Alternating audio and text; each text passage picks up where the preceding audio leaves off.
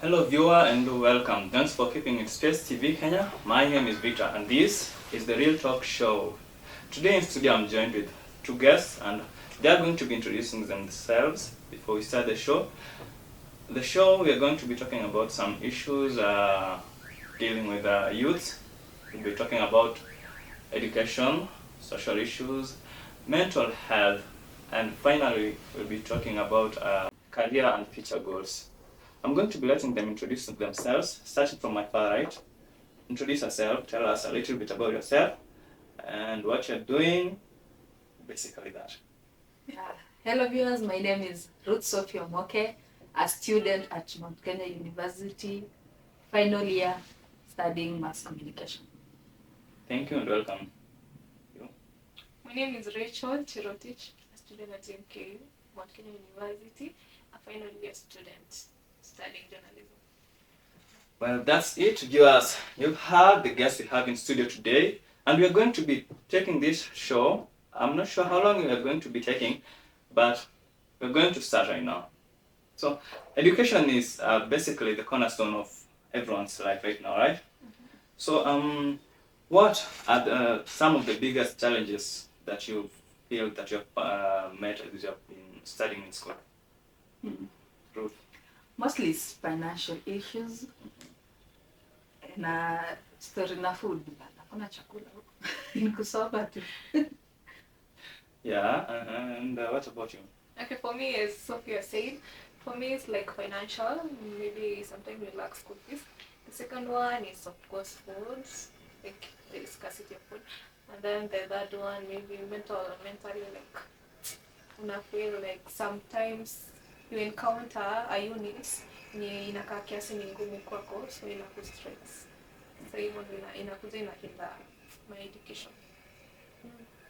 So, according to you, what do you think can be done to the education system so that these issues can be at least avoided or somewhat solved?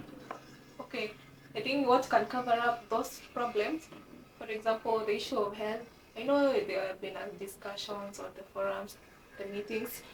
I think health ingeletwa, at least ingeketa that, unaona hiyo financial, at least inge release hiyo burden ya kulipa fee kwa wazazi.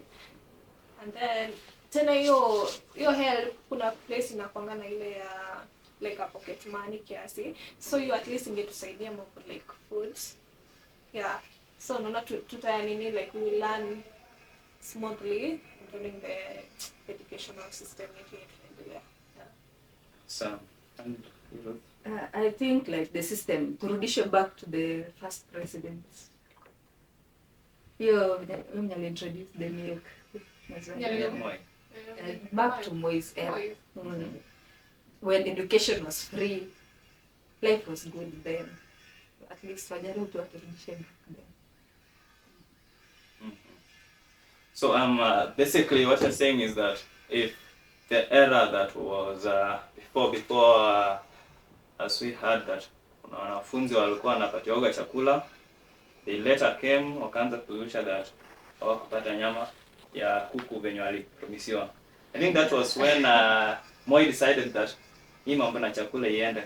So you want that era yenye the government itself is taking care of the students. Yeah. Well, I think you're better viewer, like yes, the viewer. Can you give us what you think of that point? What is your thought about whatever is going on here? About that the era of kurudishwa kwa era ya bwana the late Daniel Moi kwa masomo. So moving on to another point, do you think there is enough focus on practical skills in both universities and technical vocational training colleges? It depends. For example, this institution is a private institution, but practical activities, mostly they focus on their studies. Studies ziko hapa, practical ziko huko chini. Ni mtu tu jitegemee. So ni mtu kujituma. Yeah, same to me as Sophia said. Like if you look up to the technical colleges, the TVETs, most of them, and that's why they do NEC exams. okay, I'm not saying that some universities don't do like exams, but if you go and like study them, like you ask the students like, do you do practicals? They'll tell you like much of our work is practicals. Yeah. Like yao ni vitu mingi ni practicals. Like unlike for us in the university, they only focus on the theory parts. Unaona? Wana focus kwa theory peke yake. Alafu practical ni ujitegemee. Unaona kama sasa sisi like tunafunzwa theory, kifika part ya maybe kamera work or nini, ni wewe kujituma studio. Yeah, that's true. So moving on to another topic, we're going to be talking a little bit about mental health. So basically, most people tend to avoid this topic. A lot of people don't really dive into mental health. So how do you think we can reduce stigma around mental health? Ruth, what's that take on that? How do you think, unafikiria tunawezaje saidia kupunguza ile kutengwa kwa watu wenye wako na shida ya kiakili? According to me, like, I don't think like wanatengwa, because everybody's going through something. Yeah, we just need an open space where we can meet, discuss, and try to solve a few things. Hii inaweza saidia sana. Okay, for me, I think like in our institution, they should make like, see the guiding and counsel office, like, there will be no limited time or limited day. Like it should be open daily and everyone should be able to access it. And at least the ones that are the psychiatrists or what, those ones. Psychologists. They say, oh, okay, psychologists. They should be employed and they should be like, they should meet the standards so that anyone that is going through something in their mind, they should be open to them, like to tell them their problem. Yeah. Ama mentorship programs zikuwe enrolled, more of them. Great. So basically, how do you manage stress and anxiety? Say you are in a situation that is stressful to you, maybe something that's making you feel anxious. How do you usually cope with that? For me, it's awkward. Mostly like nikiwa na stress, I prefer to sleep. Nikiwa nimelala nikaa tu, I'm in another world. I'm relaxed. Lakini nikiamuka, the brain inanimito. There's no one around to talk to. Inaweza kuwa mbaya. So I'll just sleep. Or eat. Yeah. Sleep or eat. Okay, for eating me, is not so good. Careful about eating. For me, I just like talk to friends. I do have some friends, like even the male or the female friends. So I just call them. Yeah, and I talk to them. But what if they're not available? Sasa unaweza pigia mtu mteja wa nambari uliyopiga. Unapigia mwingine anasema kidogo niko mahali nitakucall. And it's something urgent. Do you know, okay, unasema like kitu nahitaji kabisa. Si ile like kitu imekusumbua kwa roho. Like kitu nahitaji kabisa. Ya kitu yenye nahitaji kabisa, obviously I'll call my mom. Not my mom, I cannot reach my mom, I'll call my brother. See? Na kama siwezi wa reach kama wako wateja, itabidi nijitulize kwanza peke yangu, nitulie and then ningoje kesho ifike. Hiyo sasa kujituliza how? Like so if you just talk to yourself to say okay, maybe si mimi napitia hivi peke yangu. Like unafaa kujiweka hata wewe. Kuna mtu aliyepitia hapo, kuna mtu anapitia hapo. But mimi can I try like let me try like nitulie kwanza, nitulize at least hata kulala yenyewe. Ama do you know where Nyayo Gardens is located? Pale town. You can unaweza chukua tu maji yako, chukua leso yako na uende. Nature is so nice. Maji na ulale chini ya kivuli. That's it. So do you think schools and communities are doing enough to help the people with mental illnesses? No. I don't, sidhani kama wananini. Juu bado kuna ile stigmatization, like they reject those who are mentally disturbed. Unaona? Like saizi Kenya, ni ngumu sana upate mtu mwenye ako next to you ukimwambia like nani yake niko na shida, like kuna kitu imekuwa ikinikwaza for a long time, what can I do? Yata naambia hata mimi napitia hivyo, nikungangana nitapita. Yeah, because that's true. So I don't think like community imefika point like they are helpful or they support those guys. That's true. So I think to the community are more personalized, but with time to mambo yatabadilika, hopefully. That's it. We hope for the best in everything that we do. And what advice would you give to someone who is going those challenges? Relax, find time, speak out. Your voice is valid, and there's somebody outside there who can help you. True. For me, don't feel lonely. If you've got like maybe okay, some friends may not be trustworthy, but if you've got a friend mwenye at least unajua huyu nikimwambia tu kuna kitu tu ananiambianga nakaa nimetulia, reach out or go to nature. Like it's a good thing, by the way. Enda tafuta penye kuna ka garden, kuna obvious every town has a place penye watu wana relaxing. Chukua tu maji yako baridi na uende pale, ndio ukae kunywa maji na ulage tu na utulie, and things will be okay. Okay, you've had your things will be okay. I usually have this thing I say to myself. If you have someone who is there who can make your day good, then it's okay not to be okay. Keep that in mind. And now to career goals and future goals.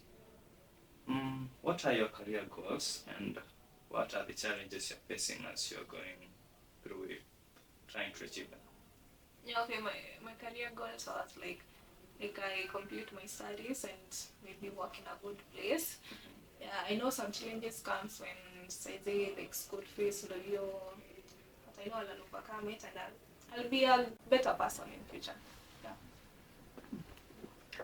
My career goal is to be perfect in whatever I'm focusing on, and whatever I'm doing to achieve it is I'm trying to avoid the outside pressures and focusing more on my studies. That's so true. What are the steps you're taking in order to see that you are able to achieve or overcome the challenges that you are facing? Okay. I see. For me, what I do, for example, in my course in journalism, we've got camera work, we've got editing. For some point, nakanga hivi nasema like na kitu sija nini, like yes, niko karibu kumaliza shule and sijajua editing vizuri. So what I do to avoid that, ndio nisikuje nikuwe na shida nikimaliza shule na nipate job isinileme. I take my time, like when I'm free, nakuja studio, nakuja na practice more on those practicals. Yeah. That's awesome. For me, sitasema niko na shida ya school fees because yeye ni mzazi kwa handle. So the main thing inakuwa to the pressure, peer pressure. Yeah, I'm trying to avoid that. You're on another level. Yeah. That's true. The pressure is something else. So, what advice would you give to someone who is struggling to figure out their career paths? Just find your passion and follow your heart, yeah, to lead you to the right place you wanna be. Know what you're going to up to, like nini unaiendea. Do it with passion. Put much effort or hard work onto it, and you'll succeed in life. Yeah, and I would try to avoid little bit of creative stress. Yeah. Great. So, you're moving on from career and future goals. We're going to be talking about some social issues. And first of all, let's talk about the social issues facing the young people today. What are your biggest concerns about the climate and environmental changes? Okay. When you say environmental and climate changes, I guess you're saying like moving from your home, you travel to another place. For example, I don't come from Nakuru, but I came here to study. Okay, for me, like it has brought a lot of ideas onto me because I used to stay in the rural areas, so when I came to here in Nakuru to study, at least I could see like there is more opportunities, like you can see the companies, and according to the course I'm doing, like the research that I've done, so I could see like imefungua akili yangu naona like at least nikimaliza shule sitakosa mali nitafit in, so hiyo imenisaidia like mentally, yeah. What's the perspective of your question? So it's just generally, what do you think about climate changes? You know, most people, when you're, let's say, moving from a different place to another place, like for me, before I was here, I was stationed in Isiolo.